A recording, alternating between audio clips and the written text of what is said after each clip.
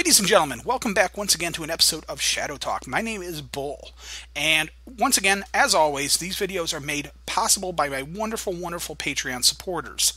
If you're interested in helping me to create more videos like this, more videos like my Let's Plays and the Bulldrek videos that I do, as well as check out some of the creative writing efforts that are only available to my Patreon backers, please check out the link in the description below. Alright, so this week what I'm going to do is I figured some of y'all might have some interest in a top 10 things that you never knew about Bull the Ork Decker. And some of this is going way, way back, 20 plus years ago to when I first started playing the character. And I'm going to talk about a little bit about the character that I played, the PC, versus Bull the Ork Decker, the NPC in the Shadowrun role-playing canon universe. As opposed to Bull, the orc freelancer, me. And we'll get to that here in a second. So number 10. Number 10 is the hardest / easiest things playing Bull the Ork Decker. Now, the thing you got to understand is that for me, I will frequently, the first time I play a role-playing game, I will make a character based on me, effectively. I mean, the backgrounds and stuff might be different. There might be a few personality tweaks or whatever. But ultimately, that character is going to have my same baseline personality. And because I find it, A, easier to get into a game the first time, especially if I don't know the setting. I find it much easier to get into the game the first time if I can just sit down and go, what would I do? As opposed to thinking, what would my nymphomaniac, necrophiliac, crazed elf do? Or whatever. It's a lot more natural, and it lets me explore the setting with my own personal mindset. It's a little lazy, I probably admit, especially because I do like to encourage others to play outside the box and try different things. And I will, sometimes I will, but rarely I will play that same general type of character again in the same setting. I usually won't do that. I usually then start deviating, coming up with interesting backgrounds and interesting personalities and different ways to play with the setting. But the very first time I do, it's usually based on me. And Bull the Ork Decker was very much me. Basically, it was me if my parents had gotten killed and if I had goblinized and been forced out of the street. How would I react? How would I handle that? How would I be, you know... And obviously there was some other stuff like I can't deck. I can barely use a computer some days. I love technology. I love computers, but as I like to joke, I have the Gremlins 10 flaw. So me and electronics don't always get along really well. So Bull is definitely a flight of fancy in that regard. So it makes it easier to play him. Now, the hard part about that is, as I kind of mentioned in the beginning, there is still a difference. So while there's me, Bull the player, there is also Bull the Ork Decker as a PC. And as a PC... he has a very long, very storied history. And my GM, Steve Tinner, was not afraid to, as I like to say, color outside the lines. So there's a lot of stuff that Bull did that is not entirely canon. The game went in some really crazy places. Now, also, there's also the fact that Bull, we actually played through a lot of the canon modules for Shadowrun, and some of those became very integral to the character. I've used Bull as my talking piece to write about Kyle Morgan's death in Dragons the Sixth World, and I've touched on Perianwar the Dragon a number of times. So Bull and them are pretty well tied together. And the reason for that is simply because we played through Mercurial, and then later a Killing Glare, but Mercurial was really the big one. I've also used Bull a couple of times. Bull tends to wear Mercurial concert t-shirts, because he has a whole stack of them, and part of that is because Bull and Johnny 99, Bull's partner, stayed friends with Mercurial. We made it a point in game. We would, anytime there was a concert, we would keep in touch with her, and we actually did bodyguard duty and stuff a couple of other times for her. So we have these modules that became intertwined with major parts of our characters' personalities and backgrounds and what we did. Now, when I'm writing Bull the Ork Decker as a NPC for the canon game, obviously I can't say that. Well, one of the things as a writer that you do not want to do is invalidate a player's experience as much as possible. Now, obviously, if the player or the player's group is going, again, outside the lines, they decide they're going to just completely kill Nadia Davier, or, they blew up Lawfweir somehow, we're not going to be concerned about that because they're stepping outside of the set canon of the game. But at the same time, we have these adventures and stuff where the players are supposed to be involved. So we don't want to come in and suddenly put into an adventure that Bull the Ork Decker did X, because that invalidates the player's experience, and we don't want to do that. We don't want to do that to the players. We actually kind of had a little bit of an issue with that because the writer tried to sidestep it, because one of the other big issues that Bull has, and I will touch on this later a little bit more in detail, but one of the other issues Bull tends to have that's pretty infamous at this point is that Bull does not like Harlequin. Bull hates him, and Bull wants to put a Panther cannon round through his head one day. It will likely never happen. If nothing else, I doubt Jason or anybody else at Catalyst Game Labs would ever let me actually kill Harlequin. Although I've been lobbying this since the FASA days with Mike Mulvihill. But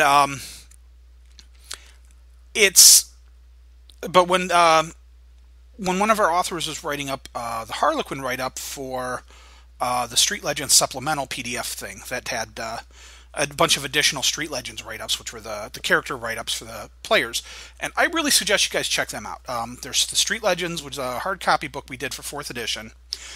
And while it's got the 4th edition character stats, the backgrounds and bios and stuff are still very valid.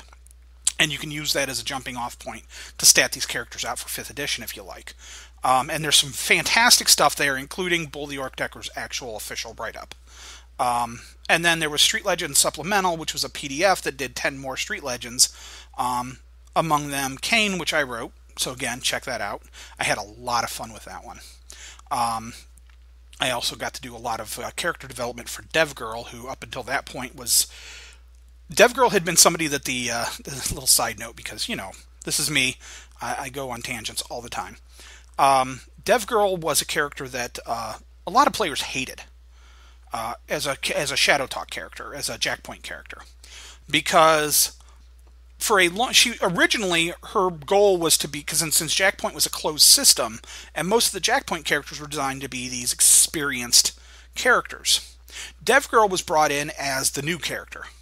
Originally, she was the newbie that was there to ask the stupid questions, so that the experienced characters had a reason to explain something in game, because we needed to explain things for the players. You needed that background, but when characters just start spouting off background for no reason, it's kind of dumb. So DevGirl was the one that was there to ask, like, oh, tee-hee, how does that work? Of course, though, after 5, 6, 7 years, that started to get a little stupid and old, because at this point she should have learned.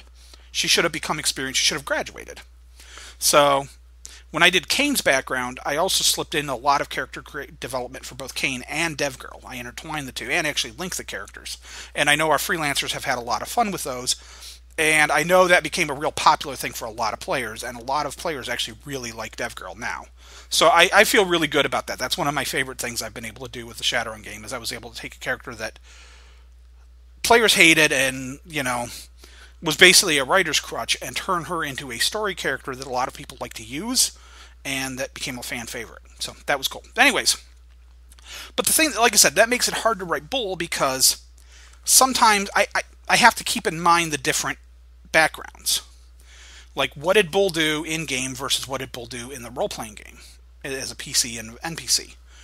Because I tried to incorporate some of Bull's stuff, because, like I said, so much of it is very critical. And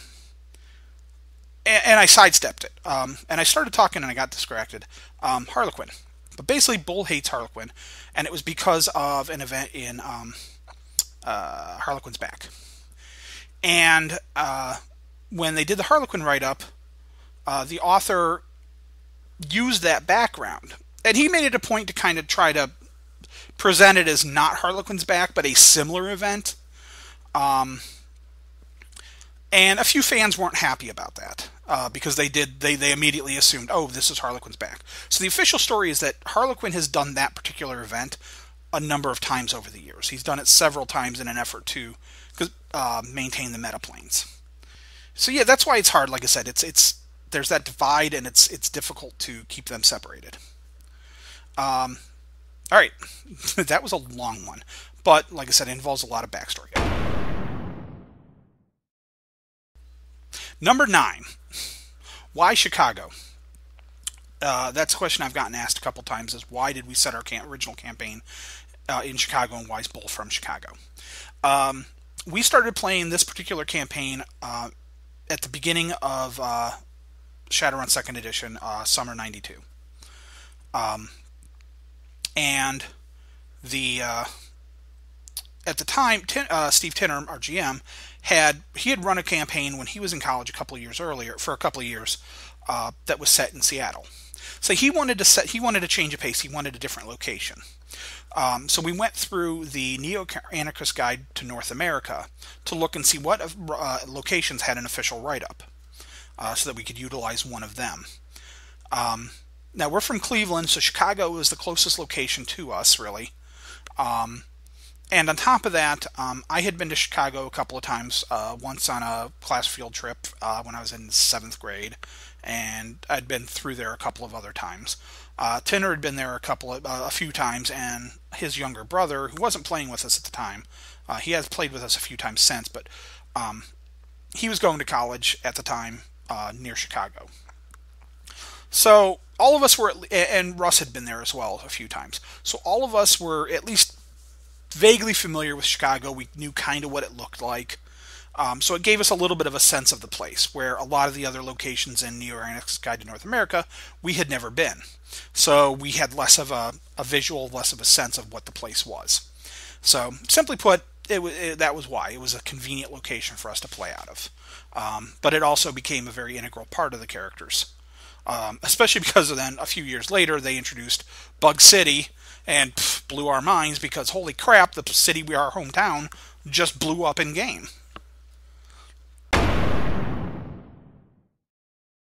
Alright. Number 8. Why is Bull married with kids? Because that is a terrible thing for Shadowrunners, generally speaking. I know a lot of players, and that's part of their backstory, and it's part of what they do, is they don't want to have those personal ties. They don't want to have any baggage. They don't, And for some players, they just don't want to roleplay that sort of thing. For other players, it's an in-character thing where they just, we're the dark stoic loners, and, this is a dark life, and we're, And then there's a lot of other players that sort of metagame the system because they know that if they have personal ties, the GM can use that against them. Well, Steve Tinner, again, my GM, GM to the stars, he firmly believed that our characters' destinies were not always our own. And basically what that means is, just like real life, we don't always get to make our own choices. He also believed that when we did make choices, those choices had consequences. So one of the things that happened was that we had a regular hangout very early in the campaign. There's a bar in Chicago called Ed DeBevick's, and DeBevick's is famous or infamous because it's kind of a gimmicky restaurant in which the waiters and waitresses are actively rude to the customers, and it's kind of their thing. People go there just to see the waiters and waitresses insult them and stuff. It's very strange. Tinner had eaten there a couple times, and he thought it was kind of a cool gimmick. So he set it so that we were running basically out of an Ed DeBevick's. That was our kind of our home base restaurant/club. He had kind of expanded it, and at this point it had a restaurant, but it also had like a nightclub, and there was a dance floor and stuff like that, and a bar, and they served drinks. And So in the day it was a restaurant, at night it was a hangout and stuff, and we were regulars there. And there was a waitress, Marie, and she became our regular waitress.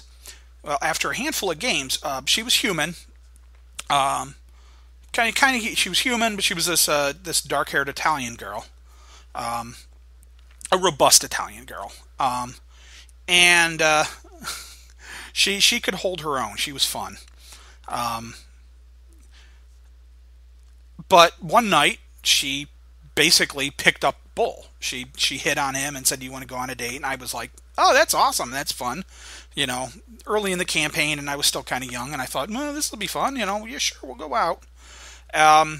So our characters ended up starting dating. It just sort of became a running thing. I mean, it was just, a background thing for the most part, or a running joke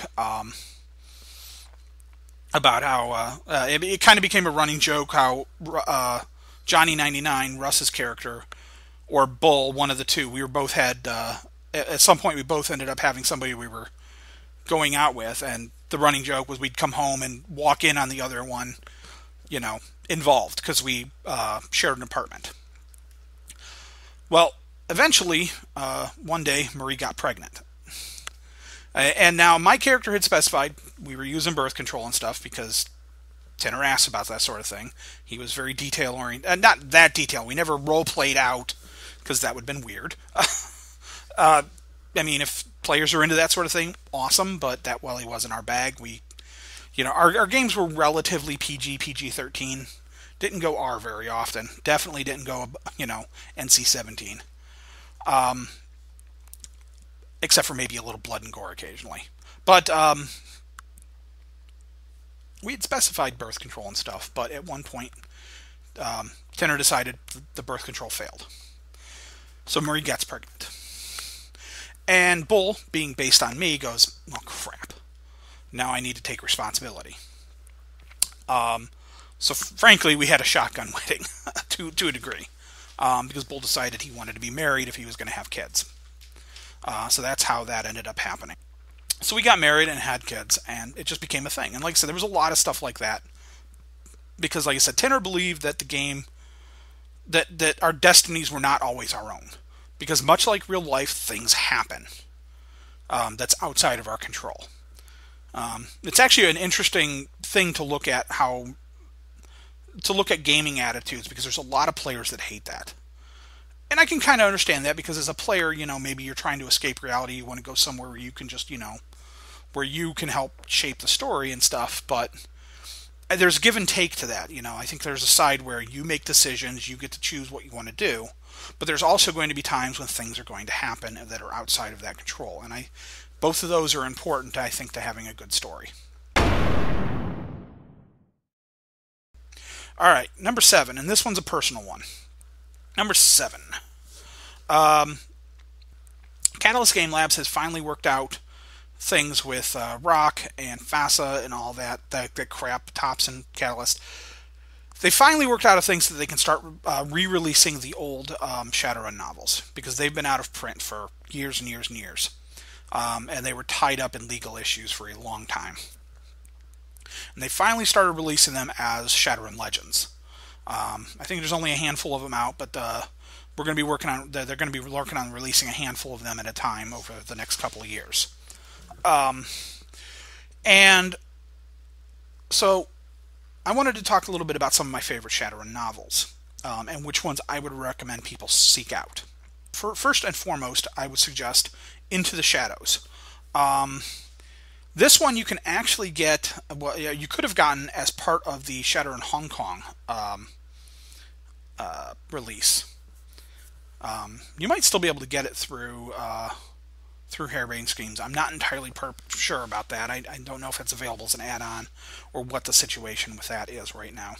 But they actually did an annotated version as part of their Kickstarter rewards, where not only do you get the book, but you get little notes from Tom Dowd and some of the authors and stuff talking about the stories in the book.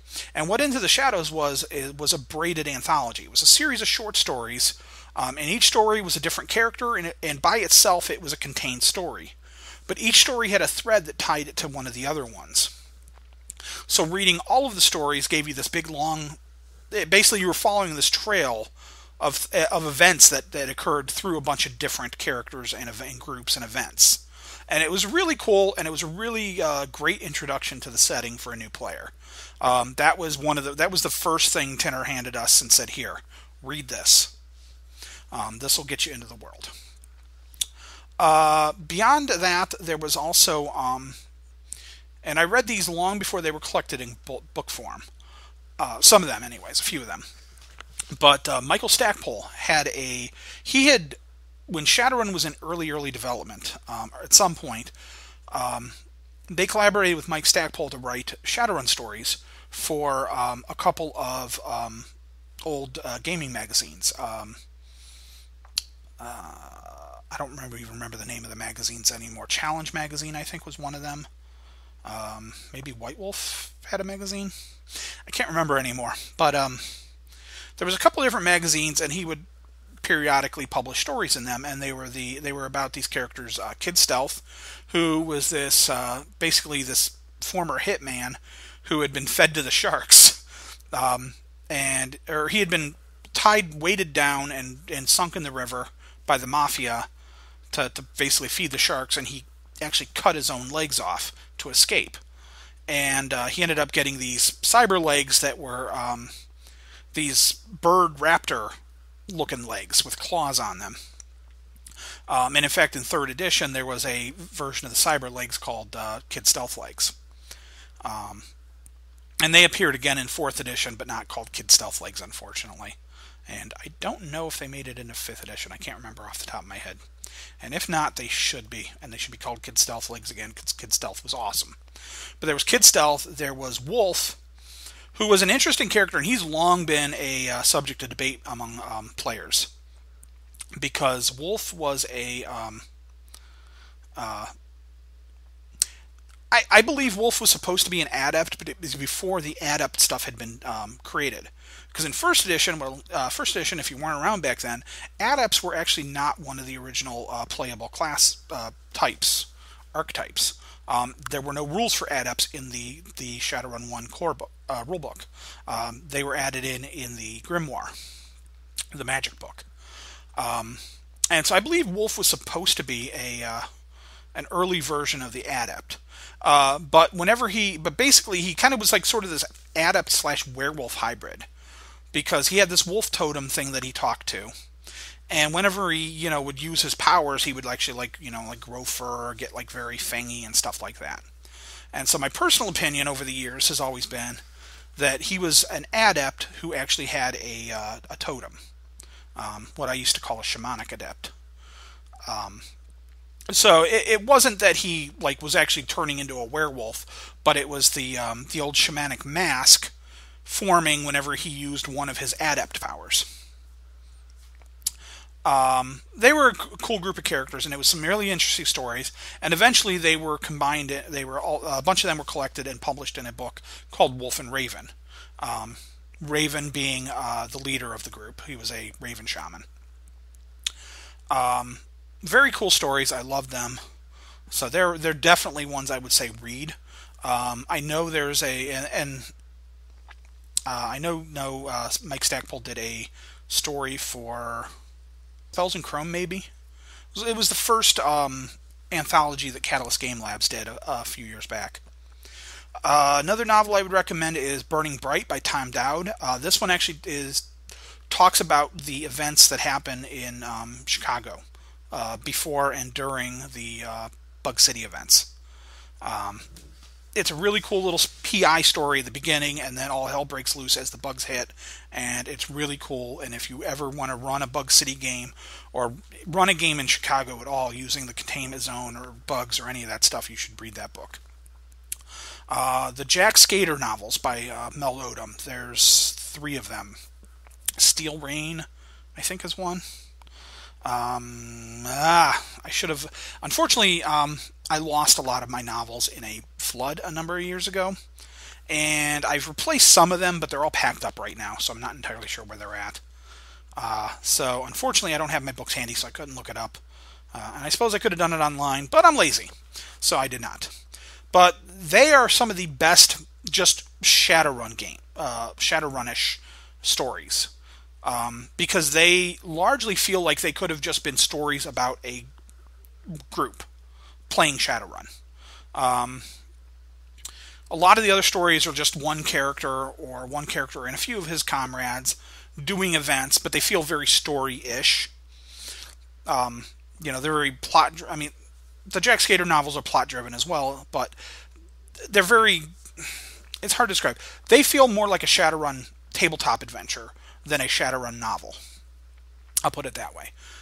Very good stories, and I haven't had a chance to read Mel Odom's new book, but he just published a new one for Catalyst Game Labs, I believe. I think it's only out in PDF right now, but or EPUB, I can't remember. And I don't remember the title again, because again, lazy. But I recommend anything Mel Odom writes, because he's awesome. And then finally, I would recommend 2XS.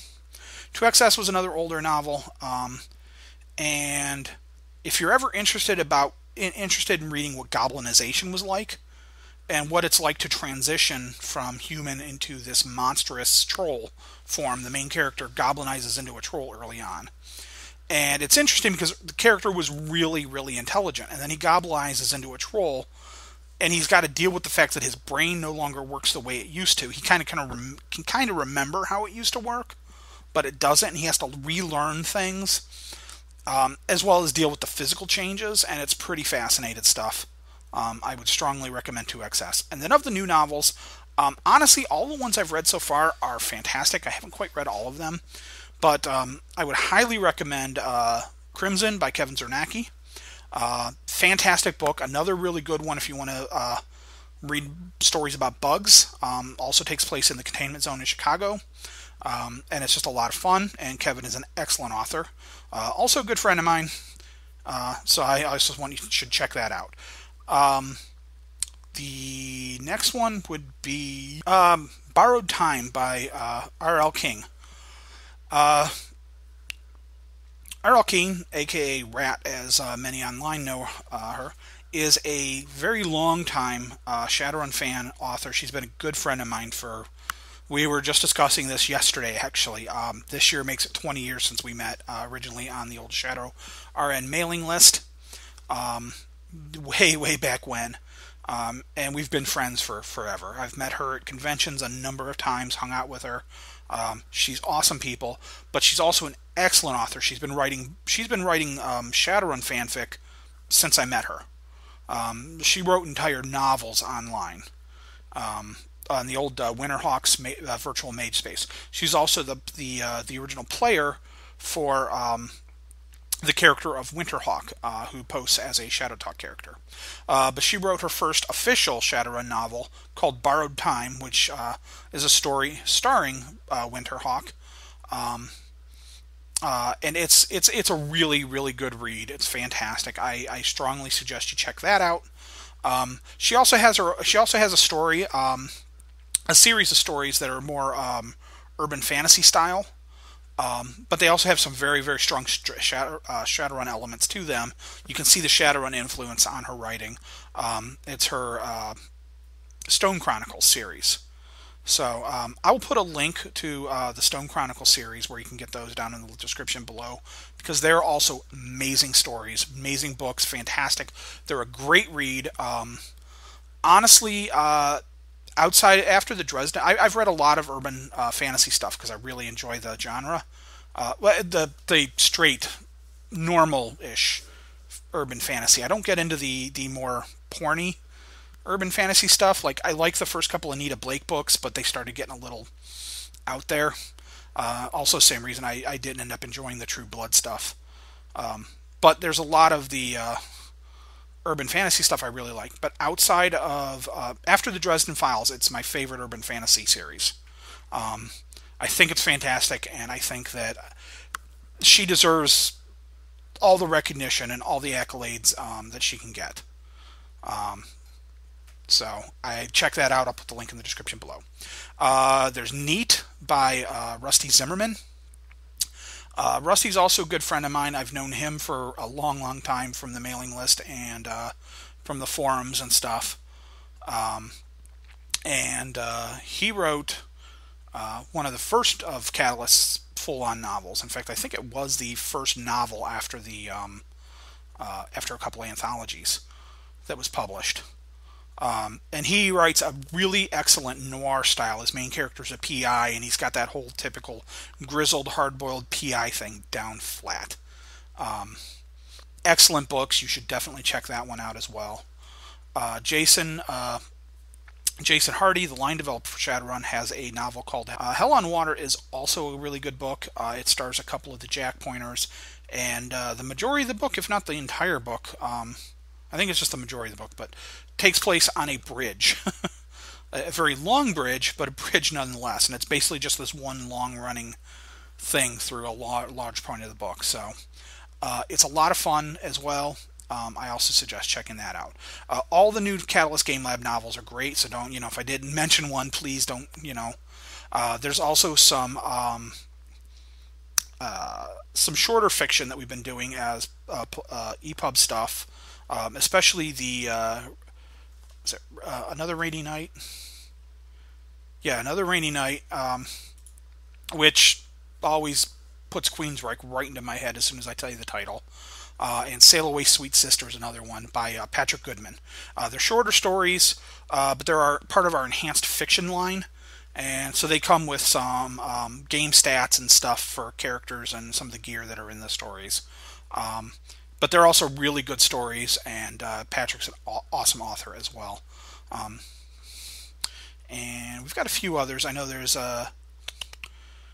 Fire and Frost by Kai O'Connell. That one's a lot of fun. Dark Resonance by Phaedra Weldon. Sorry, I apologize. That one's really good. It's about technomancers, though, so big strike against... No, I'm just kidding. That one's a good one. Phaedra's an excellent author. Olivier Gagnon.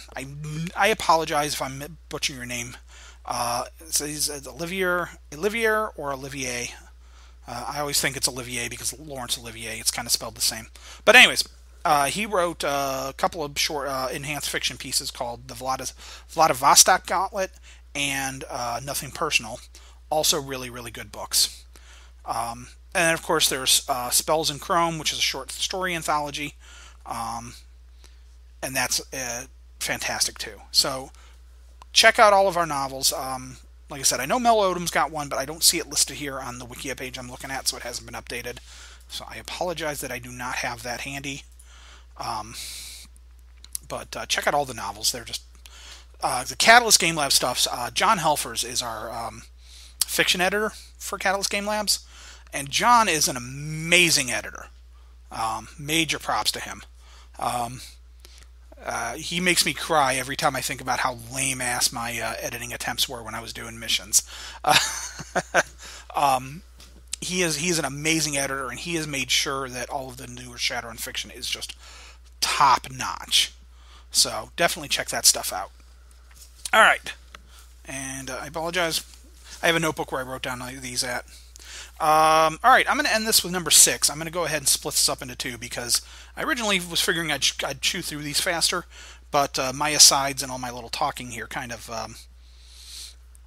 really make these last a little longer, apparently.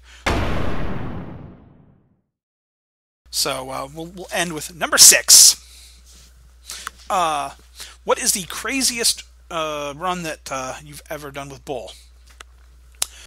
Probably the absolute, just most out there run we ever did was later in our Shadowrun career.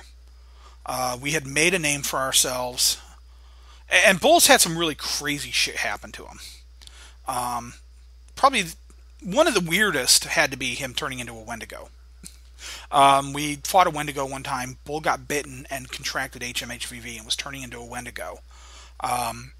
But Tinner was playing it up that I was fighting the transformation, and that it wouldn't set until I actually killed and ate somebody. So I was fighting the hunger and the bloodlust and stuff, and at one point they actually had to at one point I ended up just being locked up because I couldn't trust myself around people any further.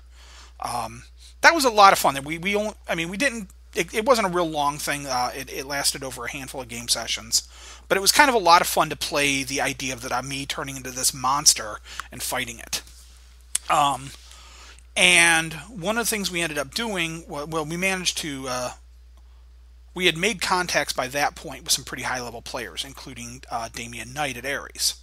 So we managed to, it was actually the last run Bull did before he kind of started going completely feral, was we did this really high profile run, and the reward that we asked for from Knight was effectively what we called a back to tank.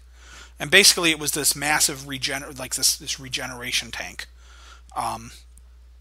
And we had a street doc that had this crazy idea to help Bull out, and what we decided to do was we cloned Bull. Cloned Bull, and then basically put the Wendigo in in the tank, or put the clone body in the tank, strapped the Wendigo to the table, connected the two bodies together with a through the matrix, and transferred Bull's memories. Unfortunately, the data compression couldn't handle a human brain completely at the time. So one of the things that the doc had to make a couple of calls. So one of the things that I lost in the transition was all my memories of taste, which was really interesting to play around with for a couple of game sessions afterwards, because suddenly, it's like everything I'm eating or tasting, like, do you like this? I don't know. I seem to remember liking it, but I can't remember what it tastes like. Yeah, it's pretty good. So it was kind of interesting. But at that time, when we were doing that, somebody hacked into the Street Doc's computer system and copied a large portion of Bull's memory. And that's actually where, if you read Street Legends, that's actually where the video games come from. That Bull mentions in there, is that then somebody took all of those memories and basically did them as SimSense video games, where you got to play through basically Bull's stupidest adventures, tweaked and stuff to make them, brutal and crazy and just over the top. And when I was writing Bull, I was able to use the adventures, the game adventures, as a way to slip in some of Bull's non-canon adventures into the game. Like I mentioned the Wendigo thing, for instance. But that was as a video game, not as an actual thing that happened to Bull. But yeah, Bull's brain got hacked and copied, and it was crazy and kind of a mess.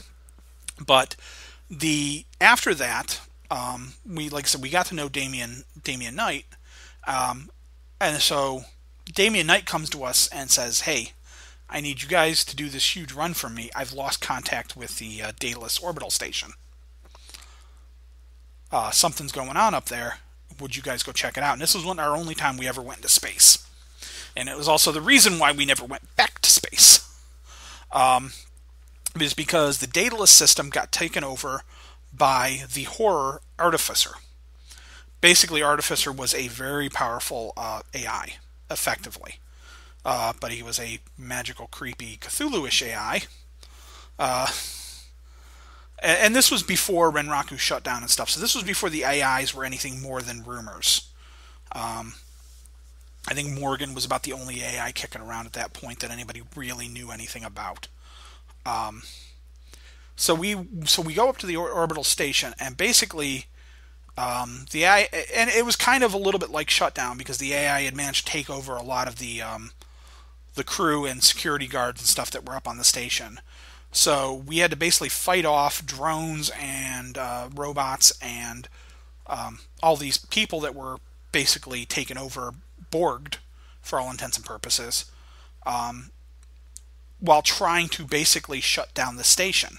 And this was actually a lot of fun, because we ended up having this was one of our epic games. Every now and then we would get a game that was just so over the top big that Tinder would bring in all these NPCs. So we had all these, like, he basically pulled out like half the hackers off of Shadowland to back us up. Fast Jack was there, Captain Chaos was there, and we did this massive. Johnny led a physical team onto the station along with a couple of our other players who were in the group at the time, and they were handling the physical side of things. For some reason, Bull's kids were there, and I can't remember why at this point. Well, I know that Billy, who eventually became the NPC Torin. Billy was originally an otaku. He became an otaku at a very young age, which was basically the precursor to the Technomancer. And he had gotten involved with an otaku group, a group of otaku kids. So they ended up being on the station to help us out. Virtually, we had Fast Jack and Captain Chaos, but there was a bunch of these otaku kids helping out. I had a group of deckers that I was on station with. And like I said, Johnny had a big team of physical guys. And we were fighting these off. We were on the Matrix. And eventually what ended up happening is we were able to isolate the station from the Matrix completely. No wireless signals in or out. So that we trapped Artificer on there because we couldn't get Artificer off any other way. Or we couldn't let Artificer escape.